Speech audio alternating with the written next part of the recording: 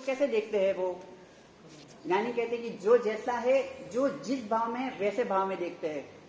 जिस जीव का जिस समय का राग का उदय है तो उसको उस रूप देखते हैं, द्वेष का उदय हो तो उसको उस रूप देखते हैं। यानी कि जो जैसा है वैसा उनको स्वीकार करते हैं। हम अपने आप को कैसा स्वीकार करते हैं? पैसे वाले। हम अपने आप को कैसे स्वीकार करते हैं? हम रागी है। हम अपने आप को कैसा मानते हैं? शरीर के रूप में। जबकि ज्ञानी भगवान कैसा मानते हैं? ये पूरा संसार, ये पूरी अवस्थाएं, वो सब कुछ हमारी पर है, हमारे से भिन्न है। लेकिन वो हमें कब पता चलेगा? जब हमारी ज्ञान दृष्टि विकसित होगी, जब हमारा और परमात्मा का ज्ञान मैच होगा। आज तक क्या हुआ? हमारा और हमने परमात्मा की गाथाएं सुनी, सूत्र सब याद किए, सब कुछ क्रियाएं की, लेकिन सेंट्रल में सिर्फ एक ही चीज रहेगी बीच में, मेरी मान्यता, हमारी मान्यता। हम जो मानते हैं, हम जो चाहते हैं, वही हमने स्वीकार किया। परमात्मा क्या मानते हैं, परमात्मा हमारे लिए क्या कहते हैं, वो हमने स्वीकार नहीं किया। जब ये दृष्टि हमारी प्रकट होगी तब ज्ञानी कहते हैं कि हमारा समर्पण और हमारा शरण वो श्रेष्ठ कक्षा का होगा। सोचो, आपने शरण स्वीकारा, आपने समर्पण किया और आपको सिद्धि नहीं मिले, ऐसा अवस्था होए? जिन जिन जीवों ने परमात्मा का शरण स्वीकारा, उन्होंने समर्पण किया, वो सिद्ध गति को प्राप्त हो गए। और हम परमात्मा की इतनी भक्ति करते, इतनी सेवा करते, इतना समर्पण करते, हमारा मोक्ष कब होगा? ऐसी अवस्था कब आएगी? हमें चाहना है क्या मोक्ष जाना है? हमें भीतर में कितनी प्यास है मोक्ष की? जब कोई व्यक्ति गर्मी के मौसम में बाहर से घूम के आया, उसे 10 बजे से लेकर 12, 1, 2 बजे तक पानी नहीं पिया, उसको घर के आके वो तुरंत ही क्या करेगा? सबसे पहले फ्रिज से ठंडी ठंडी बोतल निकाल के पानी पिएगा। क्यों? क्योंकि वो प्यासा है, उसको पानी की कीमत है, उसको पानी की तड़पन है। हमारे भीतर में मोक्ष की तड़पन कितनी है? हमारे भीतर में मोक्ष में जाने के लिए तालावेल कितनी है? ज्ञानी कहते हैं कि वास्तविकता में हमें मोक्ष की झंखना है ही नहीं। यदि मोक्ष की झंखना होती तो उसके प्रति पुरुषार्थ भी होता, उसके प्रति रुचि भी होती और उसके प्रति हमारा रिजल्ट भी मिलता है। एक पल के लिए भी यदि हमारी रुचि बढ़ जाए, एक पल के लिए भी हमारा पुरुषार्थ उस प्रति हो, तो ज्ञानी कहते हैं कि उसका रिजल्ट हमें मिलता ही है, और इसी भाव में मिलता है। इसी भाव में हम मोक्ष का एक अंश पा सकते हैं, जिसे सम्यक दर्शन कहते हैं। सम्यक दर्शन पाना सरल है या कठिन है? मोक्ष में जाना सरल है या कठिन है? सरल है या कठिन है? नहीं, इतने कष्ट सहन करने पड़ेंगे, दीक्षा लेनी पड़ेगी, गर्मी सहन करनी पड़ेगी, ठंडी सहन करनी पड़ेगी, भूख प्यास विहार लोच सब कुछ सहन करना पड़ेगा, फिर बाद में मोक्ष होगा। तो मोक्ष कठिन हुआ कि नहीं? मोक्ष कठिन हुआ कि सरल हुआ? ज्ञानी भगवान तो कहते हैं कि उसके लिए दीक्षा का बेसमेंट होना चाहिए, सम्यक दर्शन का होना चाहिए पावरफुल, तब जाके मोक्ष की गति होती है। तो मोक्ष कठिन हुआ कि सरल हुआ? सरल किस अपेक्षा से? सरल इस अपेक्षा से कि जब हमारी रुचि उस तरफ की होती है, जब हमारा लक्ष्य उस तरफ का होता है, तब चाहे कितने भी दुख आए, कितने भी कष्ट आए, वो सब कुछ गौण हो जाते हैं।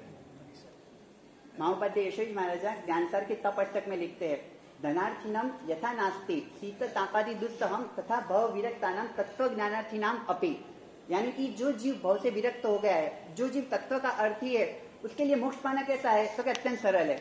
तो भी एग्जाम्पल बताया उन्होंने कि किस अपेक्षा से सरल आप कह रहे हो, क्यों अपेक्षा से कह रहे हो? मोक्ष में जाने के लिए तो दस्तकुमार मुनि ने गरम गरम अंगारे सहन किए थे, खंदक मुनि ने अपनी चमड़ी उतारी थी, फिर भी सब कुछ सहन किया था। इतना उन्होंने कष्ट सहन करने के बाद उन्हें मोक्ष मिला है। जब भी आप तो कहते हो कि अत्यंत सरल है, तो कि धनार्थीनम यथा नास्ति, जैसे धन का अर्थी है, जिसको धन का ही लक्ष्य है, जिसको धन की प्यास है, धन के प्रति पुरुषार्थ है, उसको शीत तापादि दुस्सहम, उसको कितनी भी ठंडी असर होगी, कितनी भी उसको भूख लगेगी वो खाना खाएगा, कितनी भी उसको प्यास लगेगी वो धन के पीछे वो पानी पिएगा, क्योंकि जिसका एक ही लक्ष्य है, सिर्फ धन पाना। ठीक वैसे ही जिसका लक्ष्य मोक्ष के प्रति हो जाता है, उसके लिए काया का कष्ट हो, वचन का कष्ट हो, या मन का कष्ट हो, या कर्मों का कष्ट हो, कोई भी कष्ट उसको टच नहीं करता है। सिर्फ और सिर्फ लक्ष्य बनना आवश्यक है हमारा। ठीक है, वितरण कुछ भी बोला मनोचन का है। सर्व जीवों के कल्याणकारी। और उस शासन में परमात्मा ने देखा कि कौन से जीव अपना कल्याण शीघ्र कर सकते हैं। इसके लिए भगवान ने तुरंत ही उनको भव्यता की मोहर लगे, इसके लिए उपदेश शुरू किया। जीव तो संसार में 14 राजलोक में अनंत है, अनंत जीवों के प्रति स्नेह भी है, करुणा भी है, अनंत जीव मोक्ष में जाए इसी भावनाओं के साथ रजुआत भी है। ये सारी भावनाओं के साथ जिन जिन लोगों ने उनके प्रति हमला किया, यानी कि उनको दुख दिया, फिर भी उन्होंने तय किया कि मुझे यहाँ पर एक भी जीव के साथ कोई भी गलत सोच मेरी हो, पूर्व भाव की, तो भी उसे क्लियर करके मुझे यहाँ से निकलना है। मैं एक भाव छोड़ू, दो भाव छोड़ू, नए नए भाव करता रहूं, मेरी आत्मा को आज के बंधन नहीं छूट पाएंगे, आगे बंधन नहीं छूट पाएंगे, कब तक यह चलेगा। तो उन्होंने अपने बंधन से मुक्त होने के लिए सर्व जीवों के प्रति चाहे राग वो करे या द्वेष करे, उन्होंने सब क्लियर कर दिया। और जब क्लियर करा तो वो परमात्मा जो वास्तविक परम सुख को पाना चाहते हैं और परम सुख के अधिकारी है, उसके लिए मार्ग बताया, देशना दिया, 16 प्रहर देश में। परिस्थिति यह रही, भगवान के वचन किसको अनुकूल रहते हैं? जो भगवान बनना चाहते हैं उनको। भगवान की आज्ञा का पालन भगवान के बिना करना है, लेकिन करते हैं तब भगवान हाजिर है। ये दोनों बात कॉन्ट्रोवर्सी अलग है। भगवान की आज्ञा का पालन भगवान होते हैं तो होता है, या भगवान नहीं होते हो तो होता है। यहाँ पर डायरेक्टली स्मरण का ही फोकस बताया। स्मरण ही परमात्मा है, स्मरण ही अनंत भव की मृत्यु है, स्मरण ही अनंत कर्मों की मृत्यु है, और स्मरण ही परम अवतरण है। अब स्मरण ना हो तो शरण उसके लिए डुप्लीकेट बन जाता है, यानी कि दोगली नीति हो जाती है। शरण स्वीकारने के साथ भगवान के वचन को स्वीकारना जरूरी है, और वो भगवान के वचन वो आत्मार्थी जीवों के लिए शीघ्र कर्म क्षय का कारण बनता है, परम शुद्धि का कारण बनता है, परम अनुभव का कारण बनता है। भगवान कौन है? केवल ज्ञानी है। कैसे भगवान की पूजा करते हैं? अरिहंत के संचार शरण। तो जो आत्मा मुक्त से गई, मुक्ति पाई, वो आत्मा को कमी क्या थी? इंसान था, कष्ट सहन कर रहा था, संसार में से आया था, या संसार में वो थोड़ा आराधना कर रहा है, तो उसे ऐसा कैसा भाव हुआ कि मुझे शीघ्र मोक्ष चाहिए? मोक्ष का स्वरूप किसने बताया? आत्मा की मुक्ति किसने बताई? सिद्धों ने बताई कि अरिहंतों ने बताई? नमो सिद्धांत बोलते हैं ना। तो नमो सिद्धांत कौन है? वो नमो आर्यरियाणम पता चला कि मंदिर के भगवान है। नमो अरिहंताम, बरोबर। नमो अरिहंताम से मंदिर के भगवान पता चलते हैं, तो हम अरिहंत की उपासना करते हैं। नमो अरिहंताम, नमो अरिहंताम। सिद्ध परमात्मा कौन है? उन्होंने किया क्या इस पृथ्वी पर? कोई शासन के लिए किया, कोई व्यक्तिगत रूप से किया, कोई समुदाय रूप से किया, कोई आराधना देके किया, किसी को आदर्श रूप में दिया। सिद्धों ने किया क्या? सिद्धों ने जो किया वो स्वयं के लिए किया, लेकिन अरिहंतों ने जो किया वो समष्टिगत स्वयं के लिए। मेरी ही रूपरेखा, मैं जो करूंगा वो मेरे लिए भी होगा, और वो चीज अनेकों के अनंतों के लिए भी होगा। अब अरिहंत का यदि शरण लेते हैं तो बिना पहचान की शरण उसे आसाधना करा देता है। आराधना होती है तो महिमान्य होती है, बहुमान्य होता है तो वापिस बहुमान कम भी हो जाता है। जो चीज का मूल्य पता नहीं है, जो चीज की महिमा पता नहीं है, वो सारी चीजें छूट भी जाएगी तो दुख नहीं होगा। धर्म की महिमा इसके लिए कि वो परमात्मा प्रदत्त है, आज्ञा प्रधान है, इसके लिए सम्यक दर्शन की भूमिका है। शंकित आत्मा जो परमात्मा को चाहता है, जो परमात्मा के मार्ग में चलना चाहता है, जो परमात्मा बनना चाहता है, जिसे परमात्मा के बिना नहीं चलता है, ऐसे व्यक्तियों के लिए जीवन के हर पल में, जीवन की हर क्षणों में, हर दिनों में उसे वाक्य बताया, जे दृष्टि जे जैनाथी संकित दीपे बड़ी दीपे रहवा, जे जैनाथी संकित दीपे। तुम क्या कर रहे हो जरूरी नहीं है, संकित के लिए कर रहे हो तो नहीं वो जरूरी। यहाँ पर किसी को कहा नहीं कि 3 ध्वज सही है, 4 ध्वज सही है, दिगंबर सही है, श्वेतांबर सही है, स्थानकवासी सही है, ये क्रिया करने वाला सही है, क्रिया नहीं करने वाला गलत है, ऐसा कुछ कहा नहीं। डायरेक्ट फोकस कहां पर ले गए? अरिहंत का स्मरण है या नहीं? स्मरण यानी शुद्ध स्वरूप जो है परमात्मा का, जो आलम्बन है, हमने 4 घाती कर्म का सहयोग किया है, यानी कि मलिनता इतनी नहीं है। पूरा एक शर्ट वाइट होता है और उसमें शायद एक कॉर्डन, एक रज, एक छोटा सा धूल का पार्ट, धूल लगी हुई है, तो वो गंदा नहीं कहते, उसे मलिन नहीं कहते। लेकिन पूरा कपड़ा काला हो तो उसे धोना ही पड़ता है। यहाँ एक आत्मा, उनकी आत्मा उज्जवल बन गई है, यानी कि शुद्ध स्वरूप से करीब है, अगला कोई भाव नहीं है। अघाती रूपी कर्म जो चले जाने वाले, जिसकी कोई वैल्यूज नहीं है, ऐसे अघाती कर्म जो प्रभु के पास है, ऐसे प्रभु को देखने वाले हम शुद्ध आलम्बन लेने वाले हम, वो प्रभु की पहचान कितने हम ज्यादा कर सकते हैं। क्योंकि प्रभु मूर्ति रूप से जब मिलते हैं तो भी आनंद आता है, पूजा के रूप से मिलते हैं तो भी आनंद आता है, दर्शन के रूप में मिलते हैं तो भी आनंद आता है। तो ऐसे प्रभु को मिलने वाले, तो प्रभु की आत्मा को मिले तो कितना आनंद आता है। अस्वरूपी जो आत्मा है, हाँ, अस्वरूपी जो, थोड़ा आगे बढ़ाते हैं, अस्वरूपी, अच्छा आगे,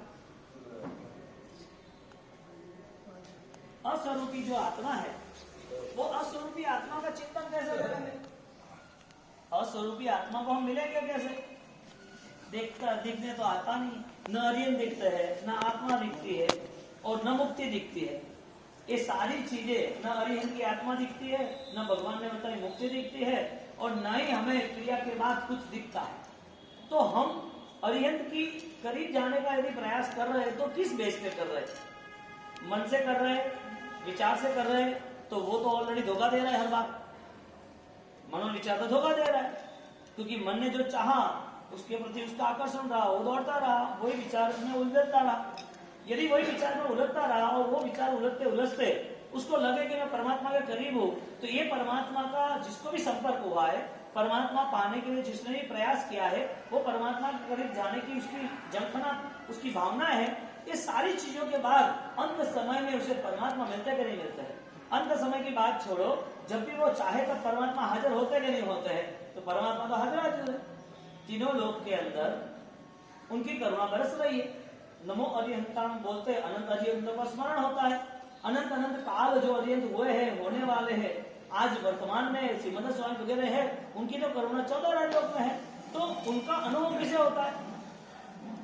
अनित्य भावना, अशरण भावना, अनित्य भावना से पदार्थों के प्रति हमारी ऑलरेडी अरुचि होनी चाहिए। जो पदार्थ नित्य है उसके प्रति रुचि, अनित्य उसे छोड़ना चाहिए। तो पूरा संसार आंखों के सामने है। मृत्यु देखने वाला डर जाता है, दुख देखने वाला डर जाता है, परेशानियां बढ़ती है तो रास्ता खोजता है कि कौन मुझे रास्ता देगा, कहां से मुझे सॉल्यूशन मिलेगा। ये सारी चीजों में सॉल्यूशन मिल जाने के बाद उसकी जीवन यात्रा में संतोष की तरह, आज्ञा की तरह, कर्म का लेन देन की तरह, ये सारी चीजें कौन सोचेगा? सबकी आत्मा सोचेगा। यानी अरिहंत का शरण स्वीकारा, और वो शरण स्वीकारने के बाद उसका रूप बन गया जय जयनाथी संकित दीप है। जय जयनाथी बड़ी दीप है। व्यवहार में भी सम्यक दर्शन और धर्म में भी सम्यक दर्शन। सम्यक दर्शन की भूमिका बनती है तो व्यवहार सम्यक दर्शन निश्चय के सम्यक दर्शन को लेके आता है, क्योंकि व्यवहार भी उसके लिए उसका ही उपचार है। बजेगा चला जाएगा, जता रहे निकले जैसे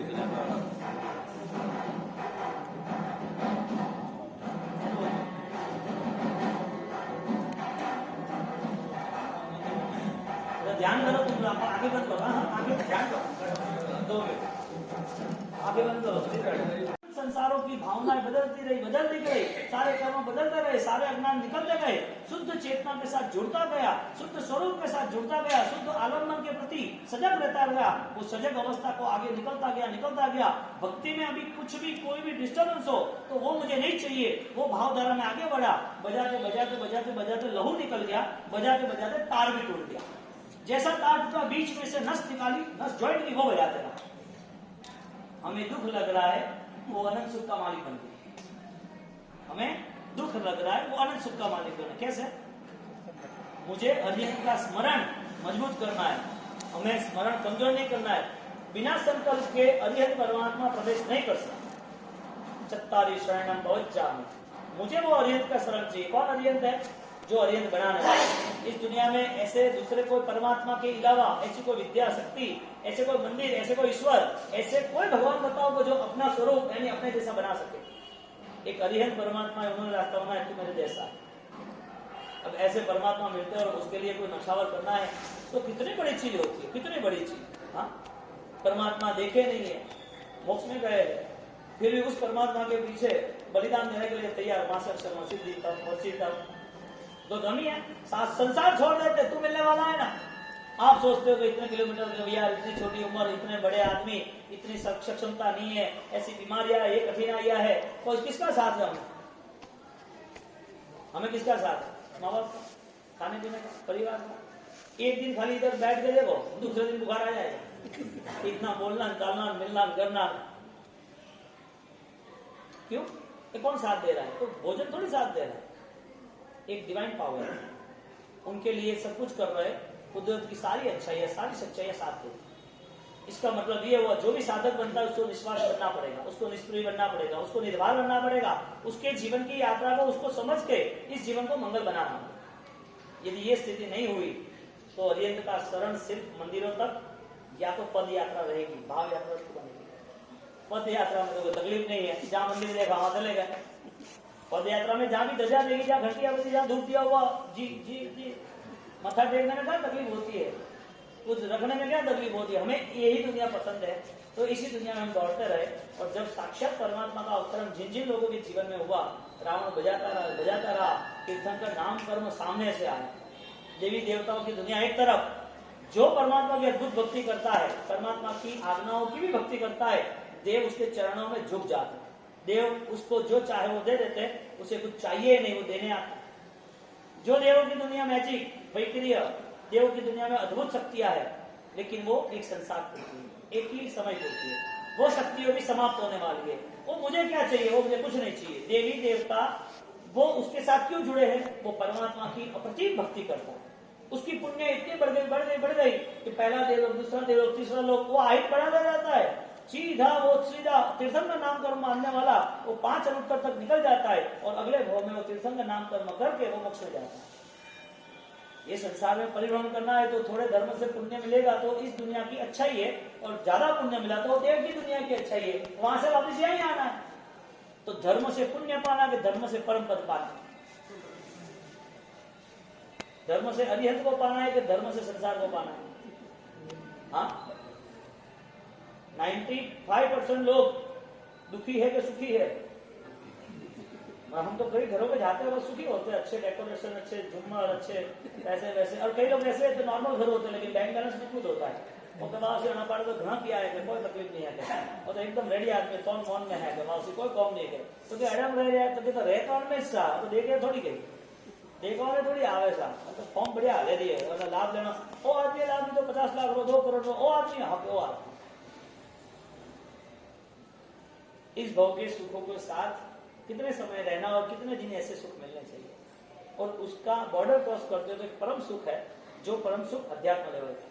दुखों के प्रति कितना गुनगुनाना, कितना डरना, कितने जगह दौड़ना, ये तकलीफ, कब तक? तकलीफ 1 सॉल्व होगी तो 10 तो खड़ी है, प्रॉब्लम 1 सॉल्व होगा 10 तो खड़ा है। मन से मजबूत बन के फाइट देना ही पड़ेगा, और वो फाइट का कारण एक ही है, तुम्हें रावण की तरह बलिदान देना पड़ेगा। बहुत सारे एग्जाम्पल है, बहुत सारे एग्जाम्पल, कोई कमी थोड़ी है। अब पूरा शास्त्र देखो, दृष्टांत देखो, बहुदेव मुनि वही चेंज कराए, यानी कि मन के स्तर पर हमें वो ऊंचाइयों के सर करना पड़ेगा जहां मेरे अरिहंत छिपे हैं। उनके पूजा भी करते हैं तो भी आनंद आता है। मन प्रसन्नता में थी पूज्य माने, आपकी पूजा से मुझे आनंद आता है। परमात्मा आपकी आज्ञा और आपके आत्मा को देखूंगा, आपके आत्मा के स्वरूप से, और आपने कहा हुआ मेरी आत्मा की भी स्वरूप ऐसा है, परमात्मा को कब मिलेगा? बच्चा जीत करता है तो उसे देना ही पड़ता है माँ बाप। भक्त जीत करता है तो परमात्मा देते नहीं देते? हाँ, देते नहीं देते। लेकिन जीत रोने जैसी होनी चाहिए, आंसू बहने चाहिए, चिल्लाना पड़ता है, चीखना पड़ता है, चाहिए ही चाहिए, नहीं क्यों दोगे? और देते नहीं देते? परमात्मा का चीखना होता था, मुझे परमात्मा ये चाहिए, नहीं चलेगा, आपको देना ही पड़ेगा। हम नहीं किसके लिए, यहाँ ही बैठ जाता हूँ,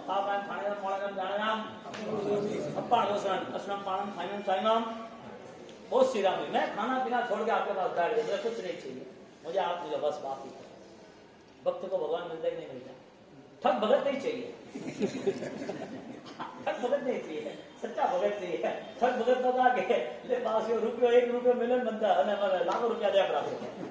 ठग भगत क्या करे, पास में अतु मेली में अतु मंदो, ठग भगत की भावना का है, मैंने चाहिए घणो देवा को देखो। और भगवान कह रहा है कि खाली परीक्षा ले रही है, तू कतु मेले रहे, तू आज मेले तो धर्म गई, तू नहीं मेले तो कर्म धरू ले, करनो का है। और लास्ट जिंदगी तक वो चिंता ही पालता रहा, छोरा छोरी दुनियादारी ये वो, और लास्ट में देखने जाओ तो लोभी जीव दुखी दुखी मरे था। माहिती परिणाम चेंज नहीं, मैंने उदारता गुण करे आवे, एक पुण्याल सावक जैसा उदारता का गुण आना, एक कुमारपाल जैसे उदारता के गुण आना, एक सालीभद्र जैसे त्याग का बल आना, एक धंधा जैसे एक ही राउंड में छोड़ के निकल जाना, ये सारी चीजें पुण्यात्माओं के लिए है। इस संसार में भटकने वाले जीवों को तो ये भाव ही नहीं आएंगे उदारता का, हाँ भाई करना है कर लो, आगे बढ़ते हो। भगवान के पास जाता है मस्ती से रहता है, आनंद से रहता है, भगवान की भक्ति में कोई कमी नहीं रखता है। परमात्मा का शासन इतना दिल में बसा हुआ है, उसका त्याग से भी बढ़िया आनंद तक ले जाता है। त्याग में जितना आनंद है, उस त्याग जो चीज में जितना आनंद है उससे ज्यादा त्याग में आनंद आता है। यानी आपको छोटा सा एक क्वेश्चन पूछे, भोजन करने में मजा कि भोजन कराने में मजा? और मारवाड़ी शान अतिथि देवो भव, परम होता आनंद से ये। हाँ, और भगवान कहते हैं कि जहां भक्ति होती है, जहां मेहमान आते हैं, जहां अतिथि आते हैं, वहां पर सदा काल भगवान का वास होता है। अतिथि देवो भव, एक ऐसी भावना क्यों आती है कि भोजन कराने में आनंद भोजन करने से ज्यादा? हाँ, और देखो घर की शादी का, घर में 20 लोगों का खाना होगा, उसको बोलो शांति से खाने, नहीं कोई नहीं, कौन बाकी है ना, भूख भी नहीं लगती। और व्यापारी को पूछो ना, भाई बात छोड़ो। जो फोकस चेंज हो जाता है, यानी कि भोजन कराने में आनंद आता है, ऐसे भक्ति में जो त्याग करते हैं वो आनंद के लिए होता है। यानी त्याग कभी कम नहीं होता है, बंद नहीं होता है, वो तो करता ही रहता है, बढ़ता ही रहता है। करो ना आगे करो ना, क्यों नहीं करना? वो और यूटिलाइज करता है और डेवलप करता है, जरूरी है, क्यों नहीं करना? एक एक यूनिट, एक एक रास्ता, एक एक मंजिल सर करता जाता है। कोई अच्छा आदमी आपको मिलता है और कोई इंटरव्यू लेने जाता है अच्छी बड़ी कंपनियों में, तो इंटरव्यू में क्या पूछते हैं? कितना पढ़ा लिखा है, क्या है? वो सीधा कार्ड रख देता है, मेरी 20 डिग्रियां मैंने करी हुई है, ये सारी डिग्री से मैं स्मार्ट हूँ और ये है। तो पगार क्या चाहता है, तुम क्या देना चाहते हो? तो कि तू बोल, मैं बोलूंगा वो तो आप नहीं दे पाओगे क्योंकि मेरी डिग्री पावरफुल है। आप क्या देना चाहते हो? तो कि तू बोल, मैं जो बोलूँ आप दे देना, मैं इतना कवर कर दूंगा। वो बोले कि तेरा साल भर का 40 लाख का पैकेट, मुझे 40 नहीं चाहिए, मुझे 80 चाहिए, और 80 के बाद मेरी जिम्मेदारी, वो 80 का मैं 1 करोड़ का काम करके दूंगा। क्यों? उसकी स्मार्टनेस, वो स्मार्ट है ना, होशियार है ना, वो पढ़ा लिखा है ना। एक इंटरव्यू में भी स्मार्टनेस चाहिए, परमात्मा इंटरव्यू ले तो जवाब क्या? हाँ, कीधु का उदारता थी, निर्मलता थी, लेटगोरी भावना थी, मन में प्रसन्नता थी, मन मोड़ू राख्યું तो फिर का कीधु છે? મારા પાડે આવીને ખાલી પૂજા કેસર ચડાયું वो भी પરાયું, કેસર ચડાયું હોય પરાયું, કોણી ચડાયું હોય પરાયું, ફૂલે વડે પડેલા હોય પરાયું, અને જે કણે ચૈત બંધન કરાયું હોય પરાયું, આપણે પાસ પડાવે કે તું બોલ તો હવે હાથ બોલ બેટા, वो गीत गावे राखा बेटा, बेटा भोला भगत काला है, भोला नहीं है। हाँ, कोई आम तो कर तो कौन ने, मोरा भगवान मोरा एडा ने भगवान मिले तो कान, नहीं मिले तो का पहचान ही नहीं का। ऐसी अरिहंत शरण की भावना करके आगे बढ़ना, भगवान की आज्ञाओं को पालन ही सर्वश्रेष्ठ है और वो पालन सर्व जीवों के लिए कल्याणकारी है। ऐसा जय शासन जय करता भक्तों। शरण यानी क्या? तो आनंद जी महाराज उनकी पद में, अध्यात्म के पद में एक बहुत छोटे से और सरल दृष्टांत हमें समझाते कि शरण यानी क्या, समर्पण भाव यानी क्या हो सकता है। क्योंकि जिसका शरण हम स्वीकारेंगे, वो शरण की हमें वैल्यू कब पता चलेगी, शरण की हमें सामर्थ्यता कब पता चलेगी कि जिसका हमने शरण स्वीकार है वो सामर्थ्यवान है, जिसको हमने समर्पण किया है वो त्रैलोक्यनाथ है। तो ज्ञानी कहते हैं कि जितना हमें उनका स्मरण, यानी कि जितना हमें उनकी वेदना, जितना हमें उनकी प्यास होगी, तो उतना ही हमारा शरण और उतना ही हमारा समर्पण श्रेष्ठ कक्षा का होगा। तो उसमें एग्जाम्पल में देते हैं कि उदर भरण के कारण गौवा वन में जाए, चारों चरे चिहू दिशे फेरे, वाकी सुरती बछुआरा माहे। यानी कि जब गाय चारा चरने के लिए जंगल में जाती है, उसके साथ उसके सब बछड़े होते हैं, सब गायों के सब परिवार होते हैं, लेकिन गाय चारों और अपना घास चरती है, सब कुछ खाती है, सब कुछ करती है, लेकिन उसका मन कहाँ पे होता है? तो क्योंकि उसके बछड़े में होता है। क्यों ऐसा? क्योंकि उसको हर पल अपने बच्चे का ही प्रेम होता है, हर पल उसके बच्चे के हित की भावना होती है। वो हर पल यही सोचते हैं कि मेरे बच्चे को कुछ नहीं हो जाए, इसलिए वो कुछ भी काम करे, लेकिन उसके मन में सिर्फ एक ही बात रहेगी, मेरा बच्चा कैसा है, मेरे बच्चे को अच्छा रहना चाहिए। सेकंड एग्जांपल देते हैं, 5-7 सहेली यारे हिल मिल पानी जाए, ताड़ी दिए खड़खड़ हसे, बाकी सुलती गगुरवा माहे। गांव के जमाने में, पहले के काल में जब पानी लेने जाते थे तो पनियारी है, गांव की स्त्रियां, वो सिर के ऊपर मटका रख के वो जाती थी, वो हिंडोली के ऊपर, तो वहां पे पानी भरते थे। पानी भरने के बाद जब वापस घर पे आते तो पानी का पूरा घड़ा भरा हुआ है, छलोछल है, सिर के ऊपर वो स्थिर है, वो सब स्त्रियां जा रही है एक साथ, सब एक के साथ बात कर रही है, सब कुछ ताली दे रही है, एक दूसरे के साथ हंसी मजाक कर रही है, सब कुछ है, लेकिन पानी की एक बूंद भी नीचे नहीं गिरती। क्यों? सोचो, सब क्रिया कर रही है, हंस रही है, खेल रही है, बोल रही है, ताली भी दे रही है, सब कुछ क्रिया चल रही है उस स्त्रियों की, लेकिन फिर भी पानी की एक बूंद भी नीचे नहीं गिर रही। क्यों? क्योंकि उनका ध्यान सब कुछ करने के बावजूद भी पानी में ही है, उनका स्मरण पानी के ऊपर ही है, उनका पूरा फोकस, उनका पूरे अलर्टनेस सिर्फ और सिर्फ पानी में ही है। ज्ञानी कहते हैं कि हम कोई भी क्रिया करें संसार की, हमारा मन कहाँ पे है? परमात्मा की आज्ञा में है या परमात्मा की आज्ञा के विरुद्ध है? ज्ञानी भगवान हमें शरण का स्मरण करा के हमें ये कहते हैं कि हमारे वास्तविकता में शरण कितना सामर्थ्यवान है। किसी के शरणागति को हम स्वीकार करते हैं, डॉक्टर ने बोला कि आपको इतना बड़ा भयंकर रोग हो गया है तो आपको ऑपरेशन करवाना पड़ेगा, तो ऑपरेशन थिएटर में हम जैसे ही जाते तो पूरे हम सरेंडर हो जाते हैं। डॉक्टर को हम पूछते हैं कि भाई आप ऐसा क्यों कर रहे हो, आप ग्लोव्स क्यों पहन रहे हो, आप कैंची क्यों ले रहे हो, उनको पूरा समर्पण हम कर देते हैं, पूरा सरेंडर। ये शरीर आपको पूरा समर्पित, आपको जो भी करना हो वो कीजिए। तो एक संसार की एक छोटी सी व्याधि को भी दूर करने के लिए हम समर्पण करते हैं, हम उनका शरणागति भाव स्वीकार करते हैं। तो अध्यात्म क्षेत्र में हमारा गुरु के प्रति समर्पण कितना, हमारा परमात्मा की आज्ञा के प्रति समर्पण कितना, वो हमें खुद को ही अनुभव करना चाहिए और खुद को ही चेक करना चाहिए कि वास्तविकता में हमारा शरण और हमारा स्मरण कितना पावरफुल है। ज्ञानी कहते हैं कि एक बार यदि हमारी आत्मा का स्मरण हो जाए, एक ही बार यदि हमें हमारे आत्मा का अनुभव हो जाए तो पूर्व के अनंत काल के कर्मों का क्षय एक पल में हो सकता है। एग्जाम्पल फॉर, आपने पूर्व में अनंत कर्म बांधे हैं, अनंत काल से हमारी आत्मा भटक रही है, तो अनंत कर्म का जो आत्मा के ऊपर बंधन हुआ है वो क्षय करने के लिए हमारे क्या नया अनंत भाव लेने पड़ेंगे कि नहीं? अनंत काल में जो आत्मा भटक रही है, अनंत कर्मों का बंध कर रही है हर पल हर भाव में, तो उसको अनंत कर्म का बंध हो गया है, तो फिर अनंत कर्मों का बंध करने के लिए नए कितने भाव लेने पड़ेंगे? 1, 2, 5, 7, 10 संख्यात असंख्यात या अनंत, कितने भाव लेने चाहिए? एक ही भाव। अनंत कर्मों का बंद किया है तो उसके क्षय के लिए अनंत भाव तो चाहिए ना, क्योंकि इतना टाइम पीरियड तक हमने बंद किया है तो उतने टाइम पीरियड तक हमारा उदय आएगा, उतने टाइम पीरियड तक हमारा फिर वापिस क्षय होगा। कितने भाव में हमारे कर्मों का क्षय हो सकता है? एक ही भाव में, एक ही भाव में क्षय हो सकता है। और ज्ञानी कहते हैं कि अंतर्मुहूर्त में अनादिकाल के कर्मों का क्षय यदि जीव शपक्षणी आरंभ करता है, यदि जीव अपनी अध्यात्म दशा में श्रेष्ठ कक्षा को पहुंचता है तो वो सिर्फ 48 मिनट में सर्व कर्म का क्षय करके सिद्ध बुद्ध निरंजन बन जाता है, यानी कि केवल अवस्था को पाके मोक्ष गतियां प्राप्त कर सकता है। किसके आधार पे? सिर्फ और सिर्फ ध्यान के आधार पे, ध्यान के बल पे। हमारे यहाँ ज्ञानियों ने कहा है कि जब जब हमें शरण स्वीकारना है, जब जब हमें समर्पण करना है, तो वो समर्पण केवल हमारे काया का नहीं होना चाहिए, वो स्मरण केवल वचन का नहीं होना चाहिए, वो स्मरण और वो समर्पण हमारे अस्तित्व का होना चाहिए, यानी कि हमारी पूरी शरणागति होनी चाहिए 100%। क्योंकि हमारी काया शरण हो गई लेकिन हमारे मन में ही हम बैठे रहे, जब तक हमारे गुरु का प्रवेश नहीं हुआ हमारे मन में, तो वो हमारा समर्पण कैसा हुआ? सिर्फ काया तक का हुआ, सिर्फ वचन तक का हुआ, लेकिन मन का समर्पण हुआ? ज्ञानी कहते हैं कि मन जब मिटता है, मन जब शांत होता है, मन जब निराकुल होता है, मन जब विलीन होता है, तब परमात्मा प्रकट होते हैं। परमात्मा की चेतना हमारे भीतर में, लेकिन वो प्रकट कब होगी? किस दशा में होगी? किस अवस्था में होगी? जब मन शून्य हो जाता है, जब मन विलीन हो जाता है, जब मन नहीं रहता है, ऐसी दशा में परमात्मा का अवतरण होता है। सोचो अब 24 सुबह से शाम तक हमारे मन में कौन रहता है? हमारे मन में हम रहते हैं या परमात्मा रहते हैं?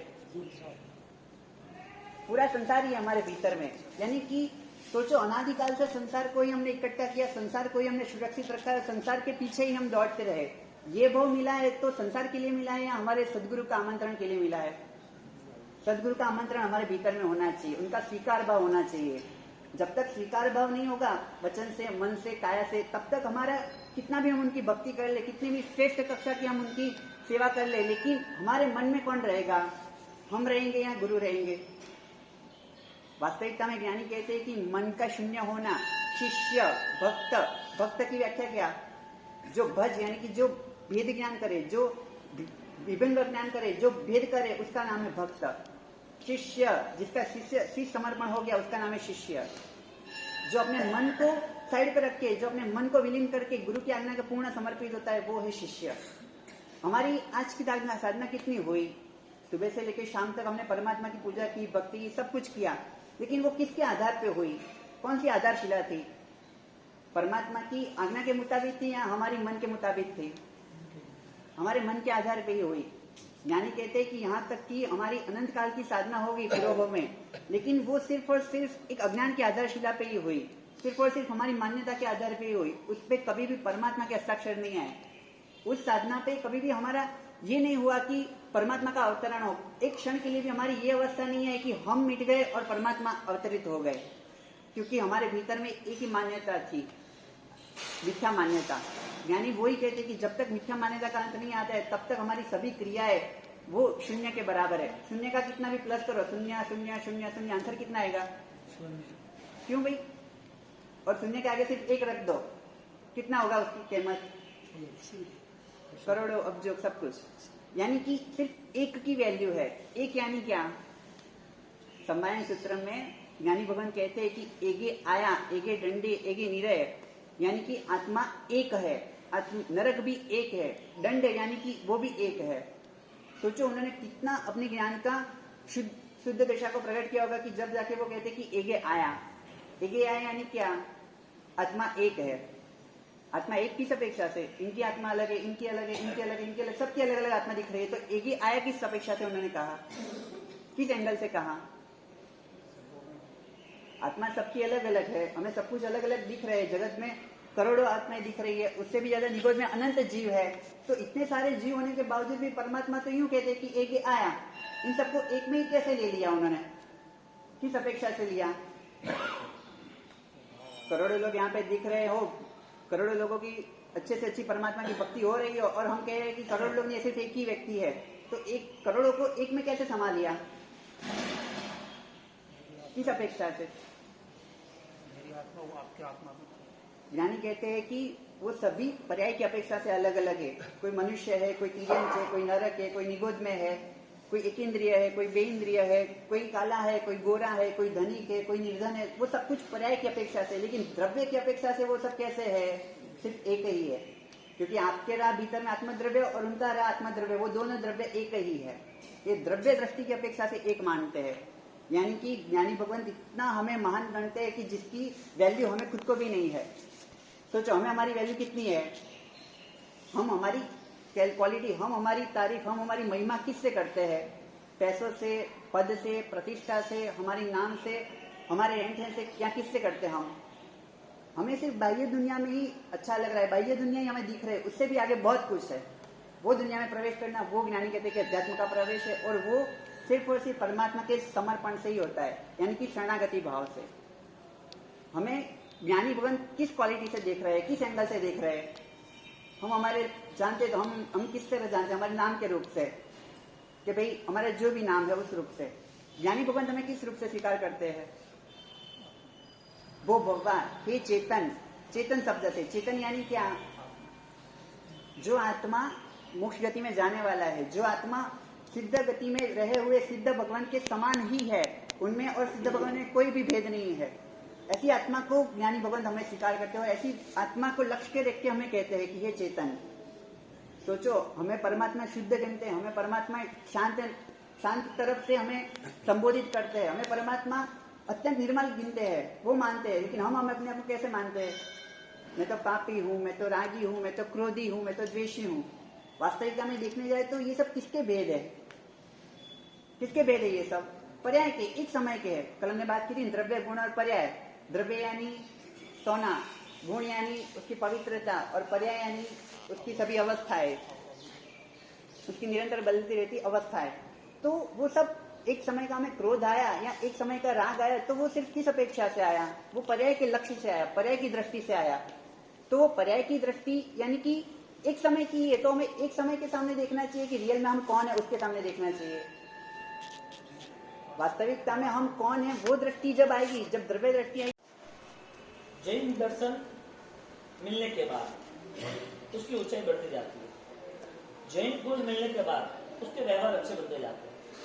जैन कुल नहीं मिला, जन्म जैन का नहीं मिला, एक मानव जीवन मिला तो इंसान बनता है। इंसान बनना इसका मतलब वो 2 पैर वाला है, 4 पैर वाला नहीं। जानवर की जो वृत्ति है वो इंसान में कैसे हो सकती है? जो इंसान है वो इंसानियत के बिना कैसे रह सकता है?